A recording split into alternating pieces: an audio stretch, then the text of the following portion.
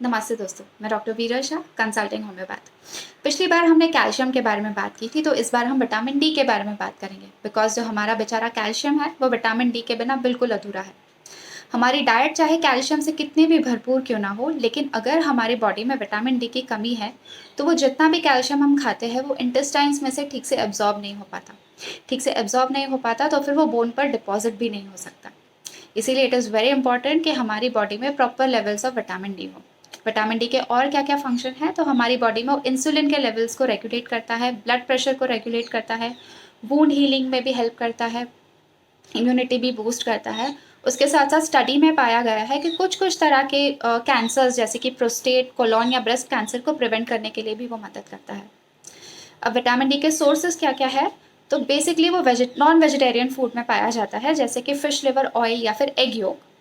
दूसरा जो most important source है विटामिन डी का, वो है कि वो हमारी स्किन के अंदर बनता है। यानी जब-जब हमारी स्किन यानी हम जब भी सन से एक्सपोज़ होते हैं, तो वो सनलाइट और हमारी स्किन का एक रिएक्शन होता है, उसके नीचे जो फैट होती है स्किन के नीचे, उसका एक रिएक्शन होता है और उस रिएक्शन में विटामिन डी बनता है।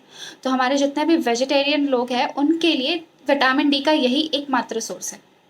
जब-जब बॉडी में विटामिन डी की कमी होती है, तब क्या-क्या सिम्पटम्स आते हैं? तो सबसे पहला सिम्पटम होता है कि हमारे बोन्स बहुत वीक हो जाते हैं, वो सॉफ्ट हो जाते हैं। उसकी वजह से बोन्स में पेन होता है, मसल्स में पेन होता है, वीकनेस होती है, थकावट लगती है। मेंटली भी पेशेंट को बहुत ज़्यादा लो फ़ील होता है, डिप्रेशन जैसा फ़ील होता है, हेयर लॉस हो सकता है, वुंड हीलिंग स्लो हो सकती है आपकी। मोस्टली मेरे 8 साल के प्रैक्टिस या करियर में मैंने आज तक किसी भी पेशेंट का अगर उसने पहली बार विटामिन डी टेस्ट कराया हो, तो शायद किसी का भी मैंने नॉर्मल विटामिन डी नहीं देखा। यूजुअली लोगों का कम ही होता है। नॉर्मल विटामिन डी आप जब ब्लड टेस्ट कराते हैं, तो नॉर्मल लेवल्स होता है यूजुअली 30 और 100 नैनोग्राम्स के बीच में उसे सफिशिएंट माना जाता है। 30 के नीचे होता है, तब उसे इनसफिशिएंट माना जाता है। फिर लेवल्स जितने कम हो, उस हिसाब से ट्रीटमेंट होता है। इट इज़ वेरी इंपॉर्टेंट कि आप अपने डॉक्टर की सलाह लेकर ही ट्रीटमेंट करें, बिकॉज़ जितना वैल्यू कम है उस हिसाब से ट्रीटमेंट होता है।